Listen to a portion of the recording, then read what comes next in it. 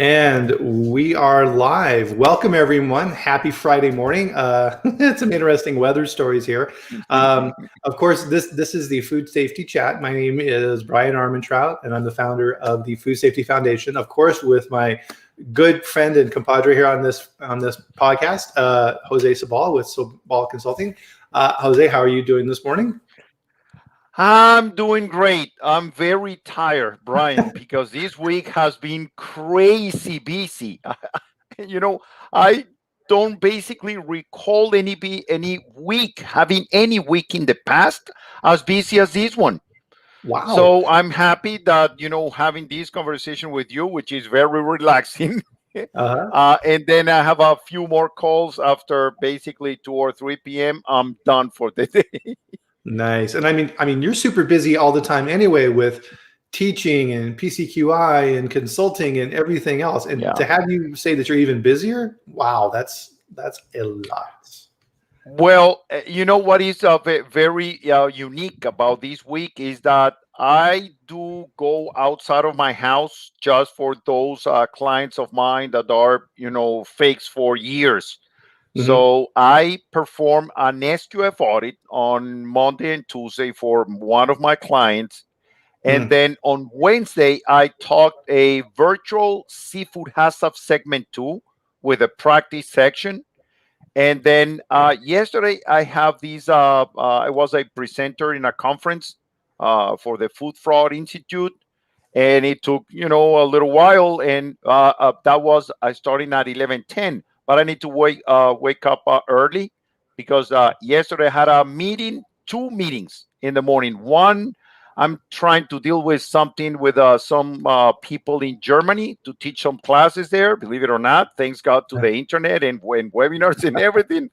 And then two more, and those were calls. But I mean, still, it's you do so many things now that you can go virtual. That is just Mhm. amazing. Yeah, and I mean, maybe that's the silver lining with COVID and all these type of things is that it's giving us Yeah, new ways to communicate information and work with our clients. Right? I mean, that's what the Food Safety Foundation is about. So yeah, it's very yeah, interesting how this has developed. yep, yeah. Hmm. We're way more productive this way. Yeah, I agree. And I've seen studies too where people say that they're actually working more hours now from home than they worked before. Well, since I'm doing this on my own, I'm working about the same amount of time. Oh, crazy, crazy. Yes, it is. Everybody, please type in here, Peter. Thank you for joining us. Good morning, everyone. Please say hello to us in the chat. Again, with this format, with this live stream, which is really awesome, is this is different than a webinar or something where you log in and you listen to a presenter. This is interactive, right? So Jose and I will look at a topic and we'll pick that for this week, and then we'll put questions out there. And we want feedback on this. So last week with Jill Stuber, tons of communication and feedback, which makes this all that more enjoyable. So please let us know. So we were talking about the weather here a little bit ago. So of course I'm in Colorado in Loveland, which is north of Denver, and we got about 4 inches, 5 inches of snow here, wet, heavy snow. Very different, I'm sure, from where you're at in Florida. So, to all of you here in the chat this morning, Brian sent me a picture of a beautiful pine tree outside of his window, all covered in snow. And I went to my backyard and sent him a picture of my backyard with not even one cloud, and the sun was as bright as possible. And the beautiful water. Now, did you notice in that picture the robin that was sitting on the very, very top of the tree? Oh, no, not really. Yeah, go back and look at that picture because it's funny because he's just like it's like, why am I here? I could be in Florida. Yeah. Poor Robin. That's for sure. It's just about a 2,000-mile trip. That's it. It's not too bad. Francisco, buenos dias. Good morning. Stephanie, nice to see you, my friend, in Munich, Germany, over there in that area. Her and I were chatting earlier this week. She comes from a gorgeous portion of the world. Uh, um, Ayad, I believe that's how you pronounce it. Good morning to you, sir. I'm sorry if I mispronounced your name. And of course, our good friend Jill Stuber. Always good to see Jill here. Now, at the end of our talk here today, I'm going to be doing something a little different. So you're going to want to hang around for that, and I'll let you know what that is. But I didn't forget to say, Jose, we need to have our drink. Yes. Yes. Oh, yes. I Everyone, just made it. this is part of our I ritual. just made mine. Beautiful. So everyone, please join us for a drink. Later in the day, it'll be a different beverage.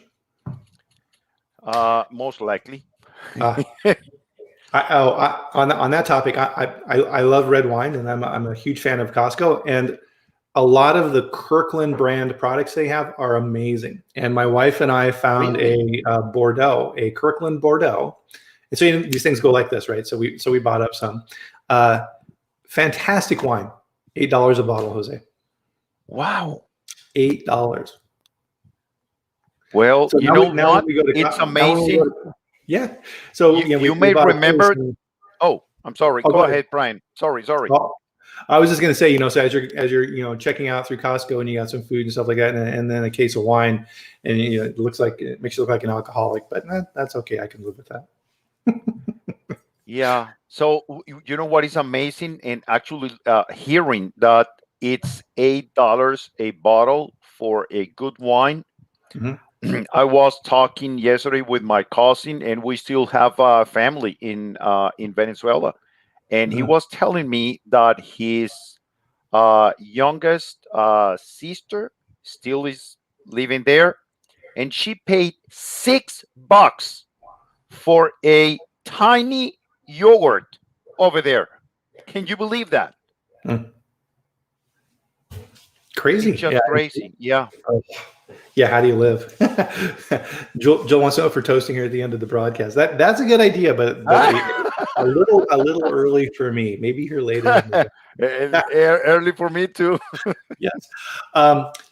So first thing that we're doing is, today we're talking about the new Enhanced Traceability Rule that's going through the process with FDA, part of FSMA, section 204, right? So you often hear it referred to as that.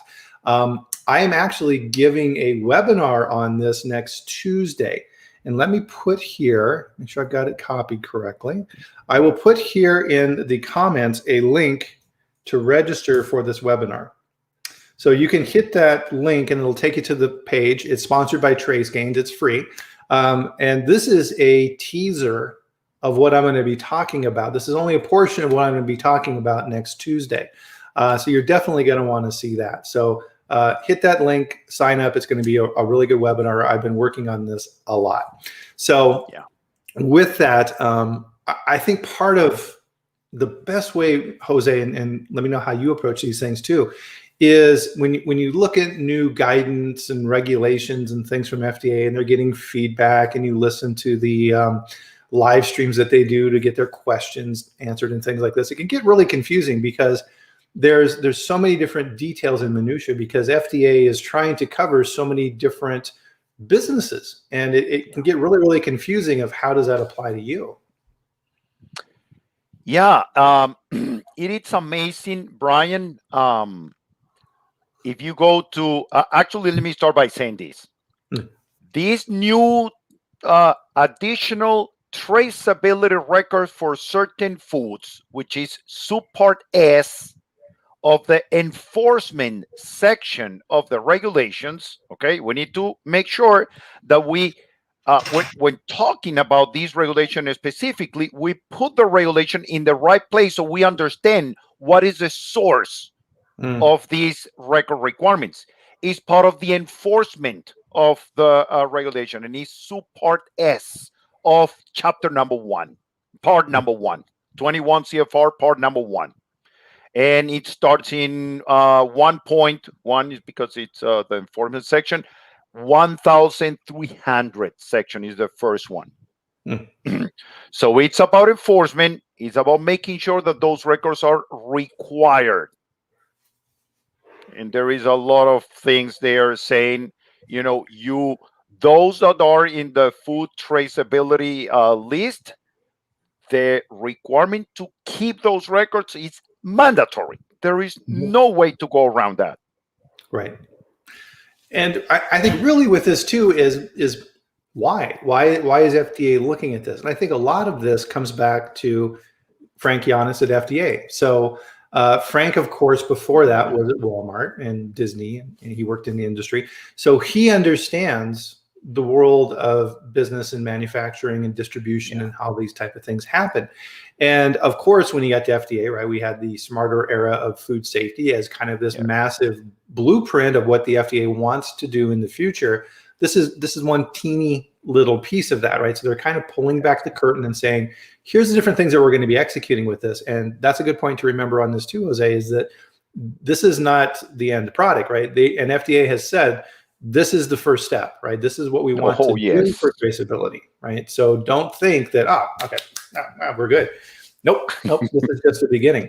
And there's really a famous story with Frank, and I interviewed him on this on blockchain, and we got to talking about this too, was mangoes, right? So at the time, there was a recall on mangoes from Mexico, I believe, and traceability was horrible, right? They couldn't figure out who it came from. They couldn't figure out who the growers were.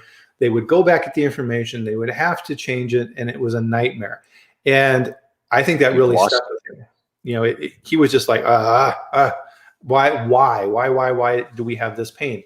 As a giant retailer, you know, Walmart, I can't be devoting this much time to this issue, right? So he's carried that with him to FDA and said, all right, we're going to fix this.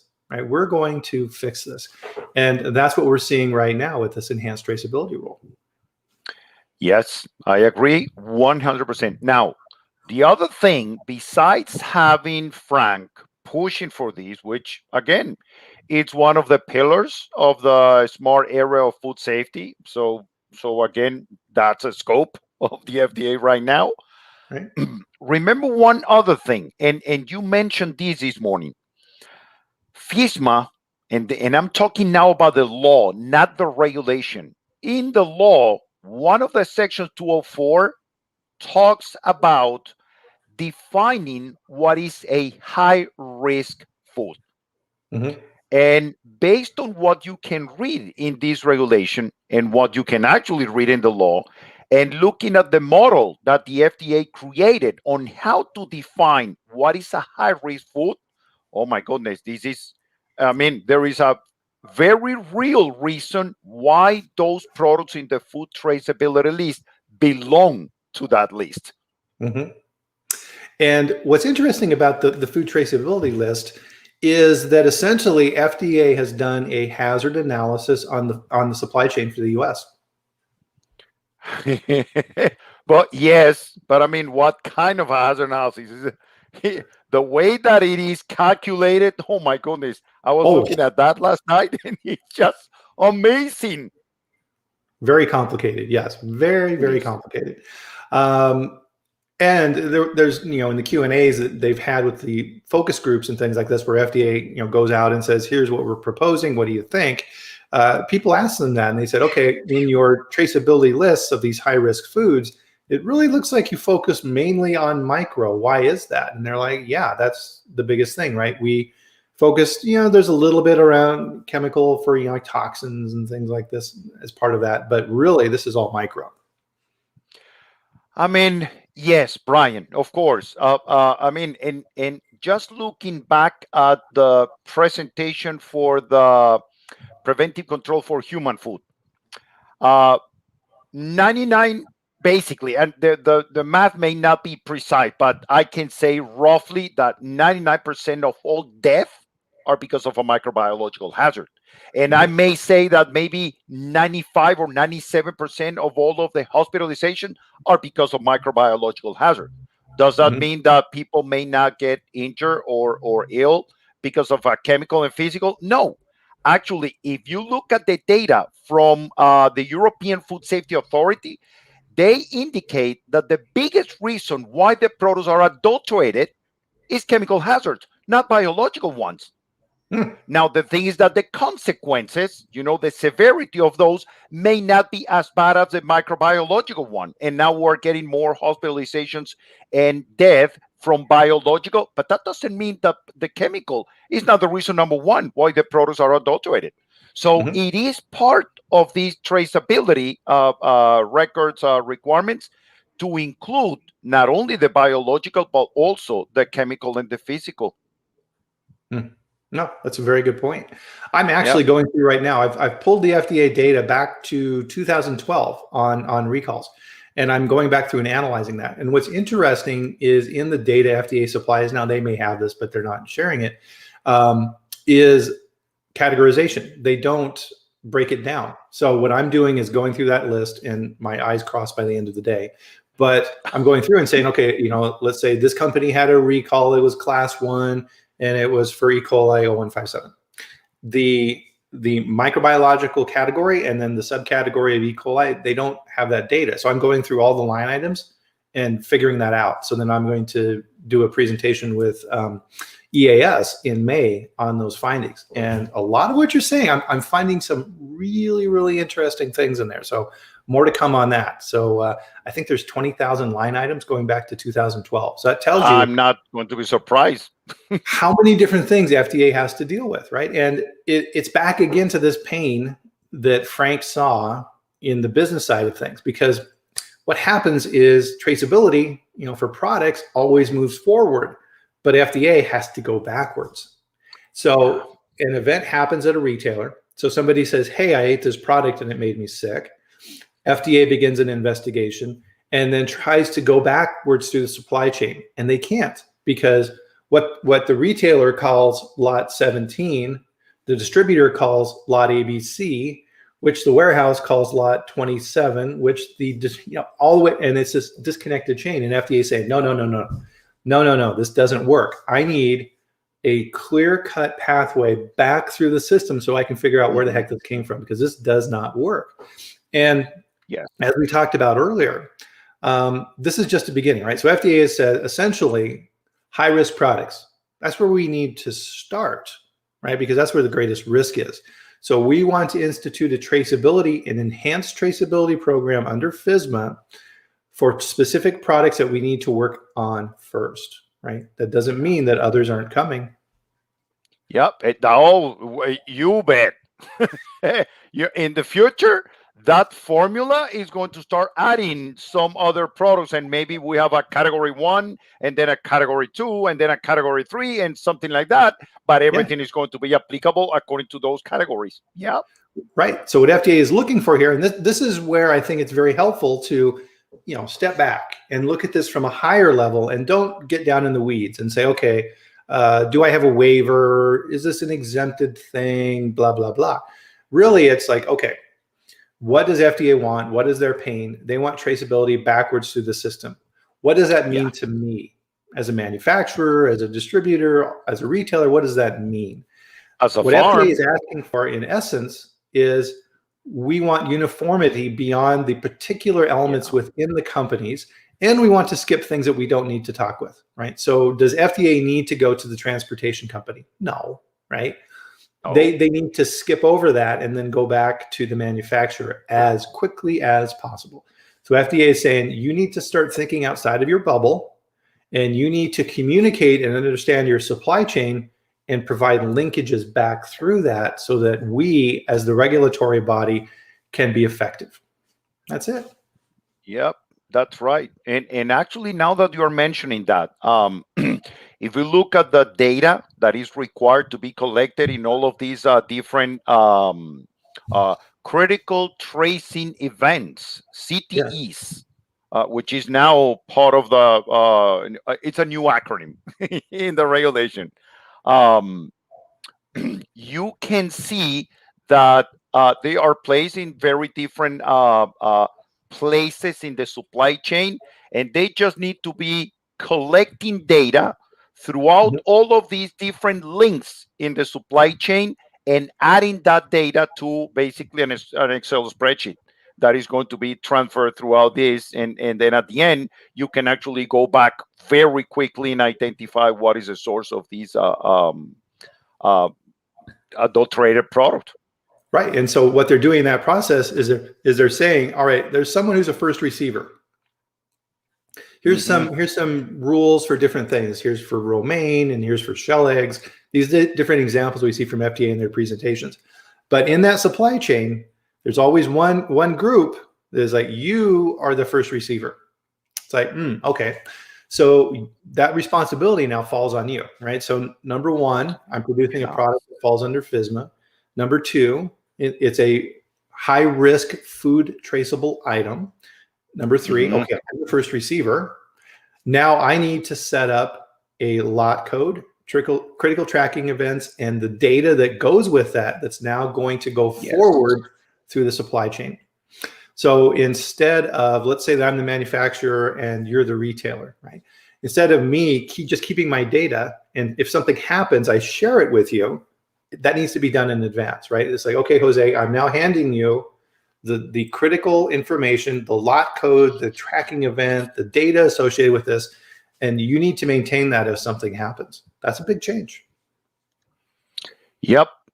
And again, transportation is not required to be part of these traceability, record keeping, and so on. Even though that personally, I believe that transportation plays a significant role. I was hearing a podcast, the Food Safety Magazine podcast, Brian, the other day. And there was a gentleman talking about there is so much regulation right now about, preventive control for human food and going through the hazard analysis and identifying all potential sources of these hazards and then setting up effective controls and so on. And as soon as you put that product in a truck, well, except for the sanitary transportation rule, which is, oh my goodness, if I just look at the 483s and all the inspections raised last year, it's kind of 1% of all the things that I saw there. As soon as the product goes into the truck, you already lose any potential, beautiful controls that you have in place. All these strict measures and everything is already lost there. Yeah. Because there is no control over there. Yeah. No. So it's a point. It is. And I mean, when you get to full truckloads and less than truckloads and those type of things, it's going to be interesting to see how that develops. I mean, it's part of an overall bigger question, right? So if I was back running quality a company again, I would be getting together with all these groups in my company, right? My procurement teams, my logistics, co-packers, distribution, retailers, and getting together and saying, okay, how are we going to do this, right? So I'm the first receiver and I've got this data. What is the best way to communicate this through the supply chain so that when FDA shows up and they have a question, because under the regs, you have 24 hours to give them that data, right? No ifs, ands, or buts. You have to have all of that information back to them. How are we going to for 2 years, you need to keep those records. Yeah, absolutely. It's interesting that they came up with the 2 years. I mean, generally, my rule has always been twice the shelf life, but I would imagine 2 years pretty much covers almost everything, right? There's going to be very few things. And if you have a shelf life longer than that, it's not going to be high risk anyway, right? Salt's good forever, but it's not going to cause a problem. So it may taste horrible, but it's going to be safe. Definitely. So what we're trying to do here, guys, is our thoughts and impressions and take what we have with this data from FDA and all of the acronyms and new terminology and everything else and try and translate this into the real world. So definitely let us know, what are you thinking on this, and give us your questions. Francisco's got one here, Jose. So who would be the first receiver of a lettuce producer that picks product in the field, the cooling facility or the distribution center where the product is sent to? A first receiver is the one who takes possession of the product, correct? Let's see. One of the examples that they give is fresh cut romaine as a high risk item. So in that slide that FDA has, here's the chain of events for FDA. So you have a grower, and according to the regs as they're written right now, and FDA has been very clear on this, the grower is never the first receiver. They need to let people know, right, that they're the grower, but they're not. So it goes to the whole romaine grower, which goes to a cooler on the farm, which goes to a packer on the farm, which goes to a processor, and then a distributor and a retailer. In that example, FDA says the processor is the first receiver. Now that's fresh cut, right? So they're bringing it in, they're cleaning it, they're dipping it in chlorine, all those types of things. They're the first receiver, right? And I think, Francisco, with your point, part of this is FDA's got some guidelines around this, right? But business is complicated. And the supply chain is going to have to get together and work it out, because the last thing you want is somebody who says, I'm not the first receiver, and everybody says, I'm not the first receiver, and there's no first receiver. FDA is not going to be happy. Well, that is defined in the regulation, Brian. So there is no question about that. I mean, I believe that at some point, like in any other regulation, Brian, people will need to get some kind of don't be surprised if there is a FSPCA course for understanding the requirement for the specific requirement for record retention and the transferring of records from this rule. I won't be surprised if that is going to happen. We need to understand very well the definitions.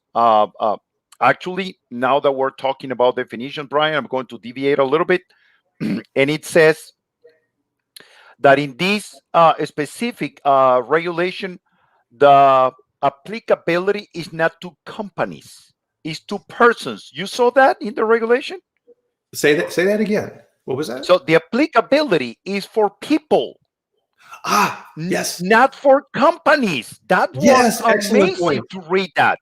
Oh, I'm so glad you saw that. I saw that too. Yes. I saw that and I said, oh my goodness, this is not about the business. It's about people. So even one person that is the one that is receiving the product and then transferring that person is responsible for keeping the traceability. It's not about companies. And now farms, because remember that farms were exempted from registration. Well, this rule also says that the farms, even though that they are not registered, the regulation is applicable to them, because it's not about a company, it's about a person. Yes. And so behind that implies liability at a personal level. Actually, I have the law in front of me. 1,460. Hold on, let me go there. I believe it's 1,460. 60. 55. Where is that? There you go. Look at this one. 1,1460 in subpart S. The title is What Consequences Could Result from Failing to Comply with the Requirements of this subpart.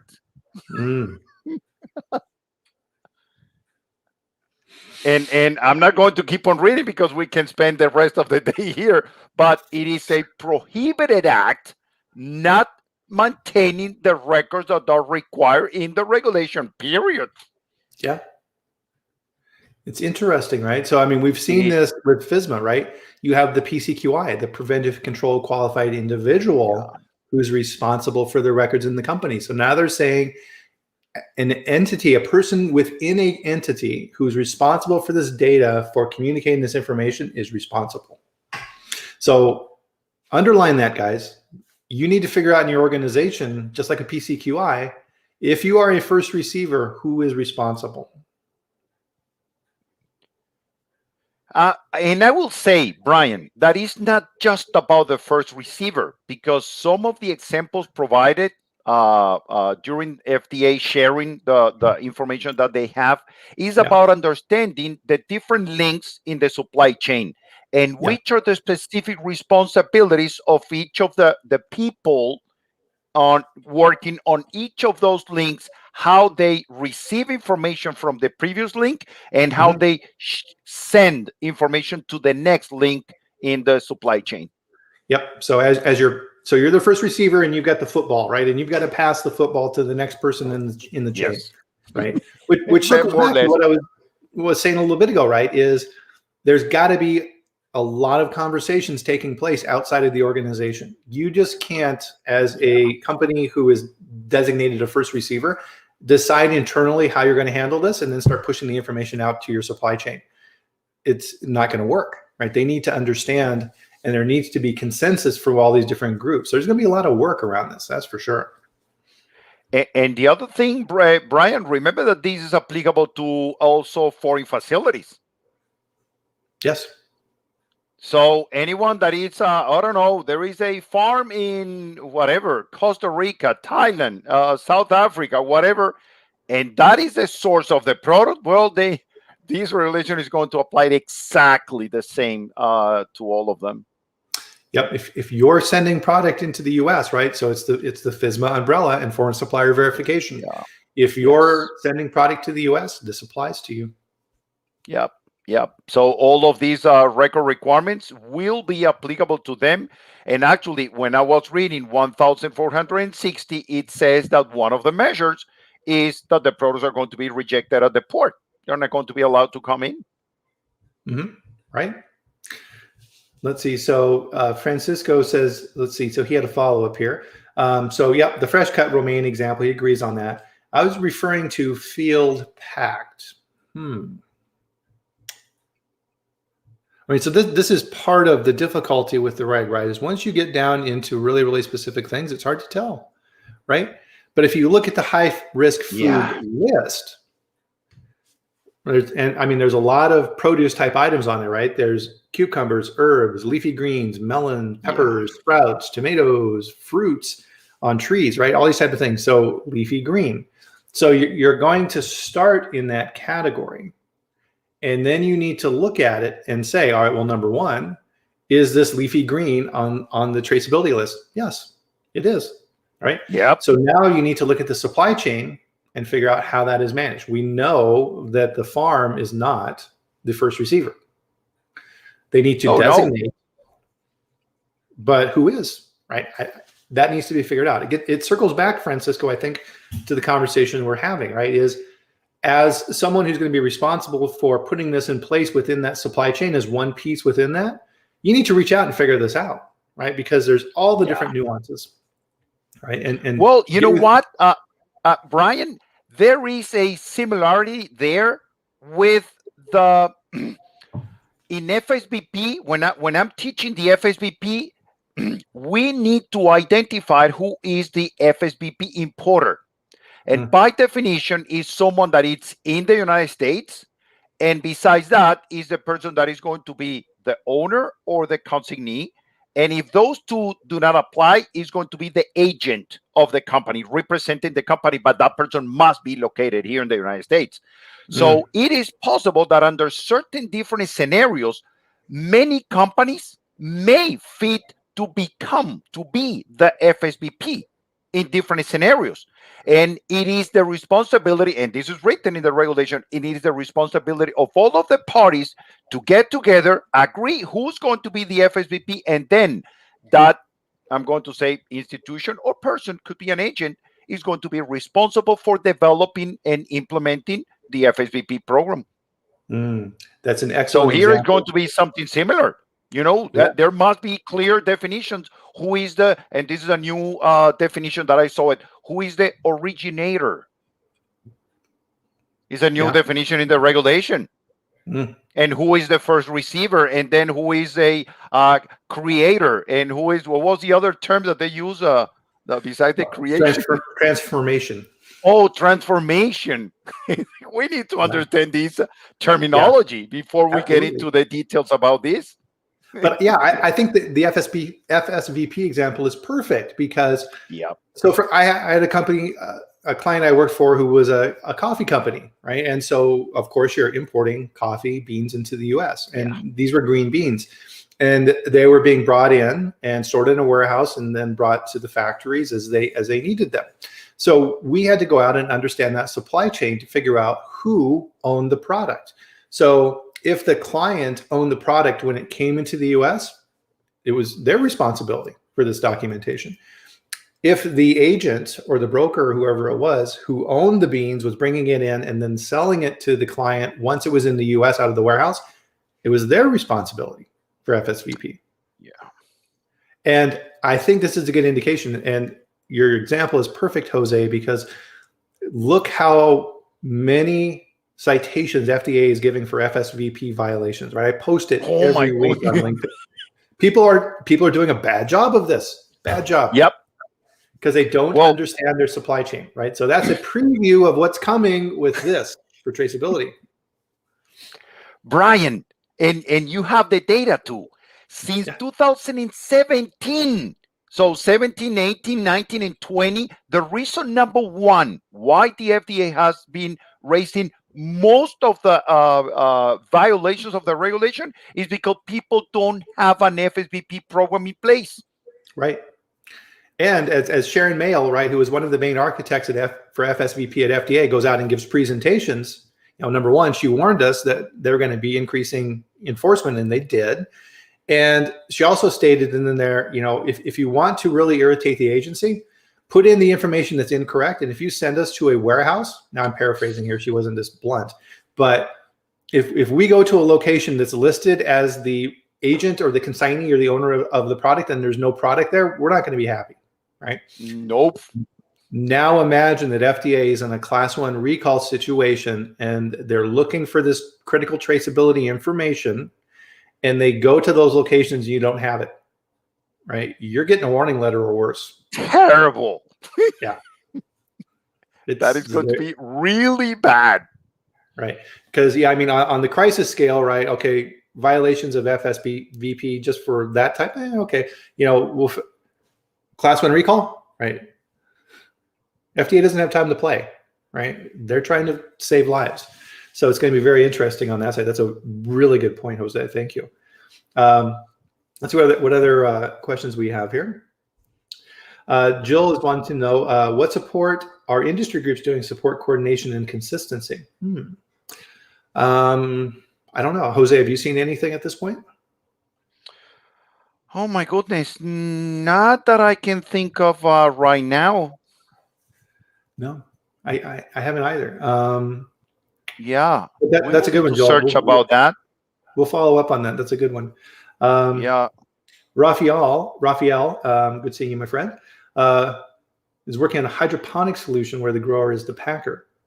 Many companies are making huge installations, and I am designing as more human managed. So there's work going on that side, which is great.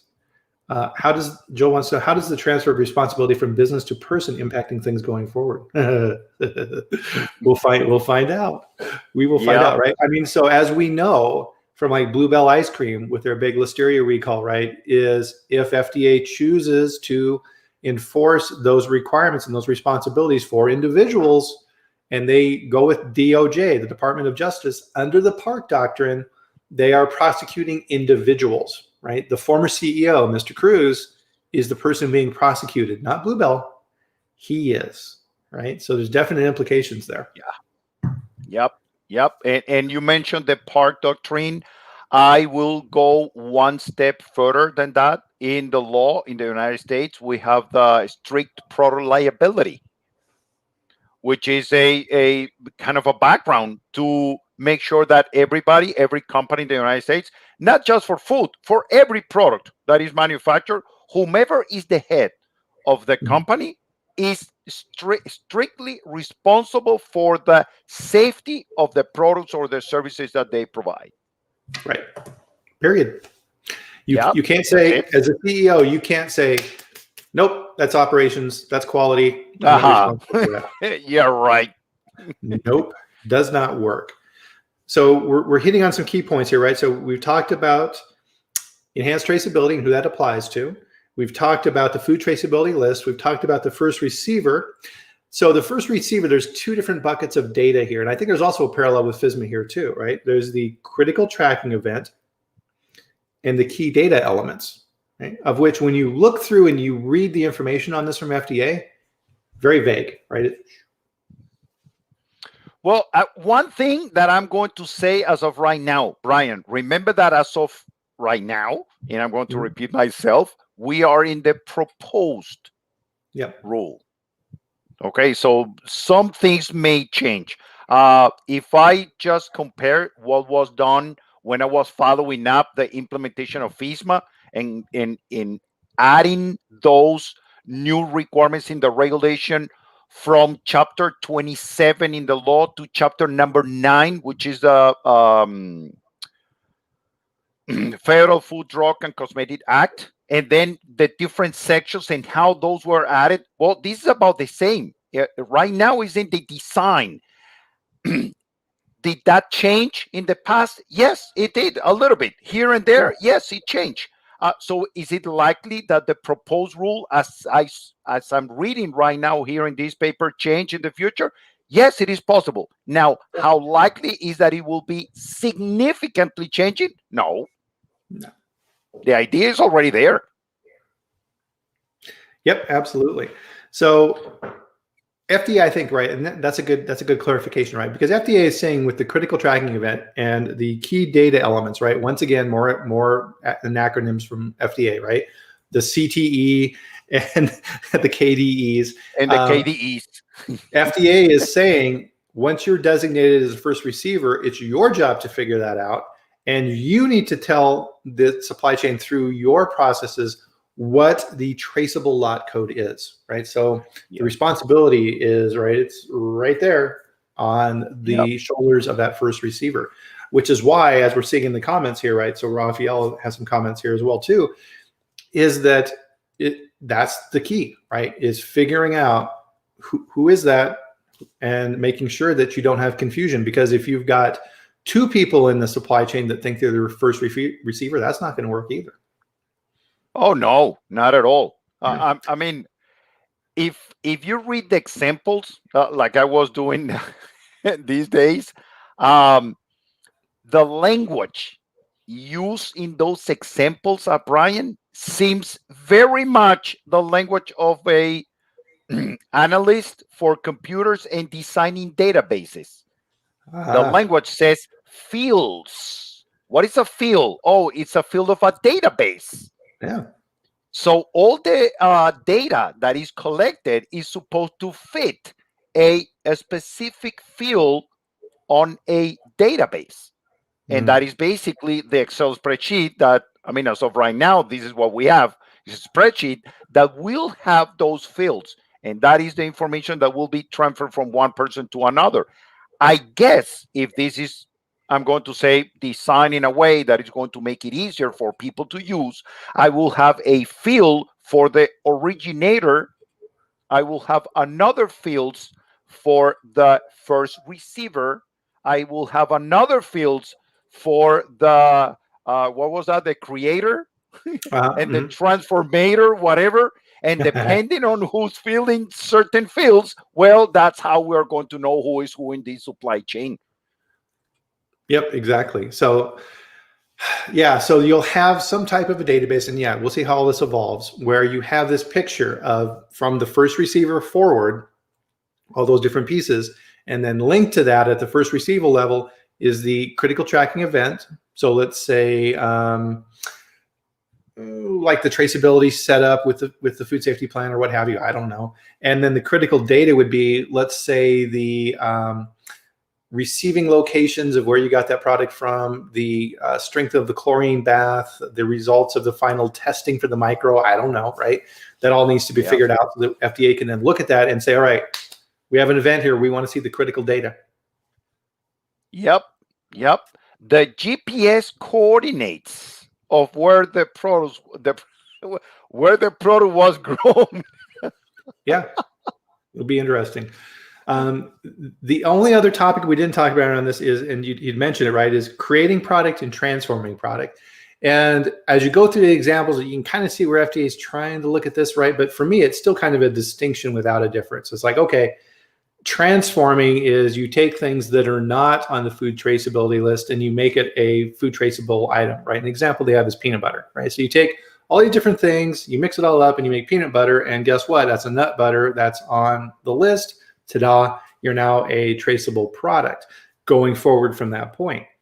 And then on the transforming side, they have a couple examples there for, okay, you transform something with a kill step, you're making peanut butter cookies, and without a kill step, you're making crackers with peanut butter in the middle, right?